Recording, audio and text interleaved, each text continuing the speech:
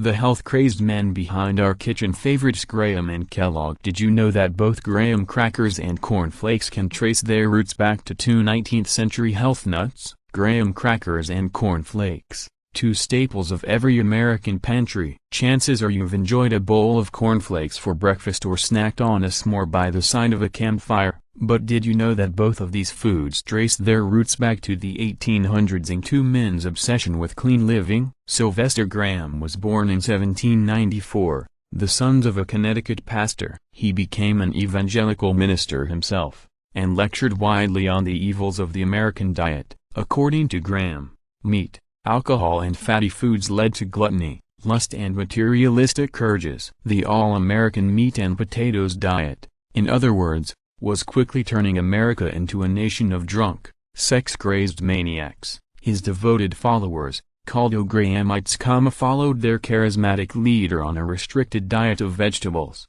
fruits and whole grains. Grahamites were especially cautioned to stay away from white breads and flours. Graham espoused, correctly, as it turned out, that many beneficial nutrients were lost in the quest for lighter bread. Though white breads were a status symbol at the time, only the poor ate brown, whole-grained breads.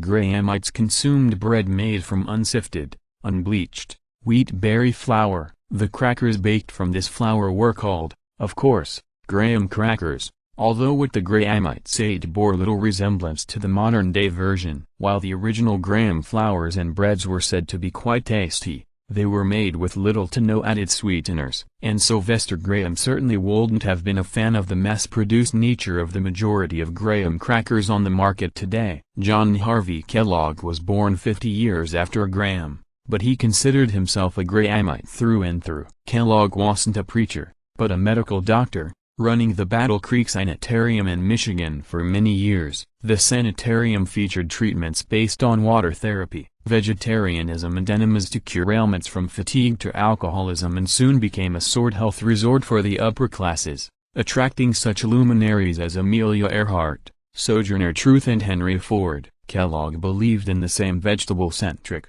whole-grain diet as Graham had, but the cereal that would make Kellogg famous came about by accident. While working on recipes for a healthy alternative to bread, Kellogg's brother, Will Keith, left a batch of boiled wheat sitting out in the sanitarium's kitchen, causing the wheat to go stale. With money tight, the Kellogg brothers couldn't afford to just throw away perfectly good food. So they put the wheat through a dough roller, hoping to get thin sheets of compressed wheat, but got flakes instead. To their surprise, the sanitarium's patients enjoyed the flaked cereal, and the brothers continued to experiment with a variety of corn and rice cereals, receiving their first patents in 1896. But the brothers soon parted ways. Will Keith wanted to add sugar to the cereals to appeal to a broader mass market. John Harvey wouldn't hear of it. So Will branched out on his own to create the Battle Creek Toasted Corn Flake Company, which later became the multinational corporation we know today as Kellogg's.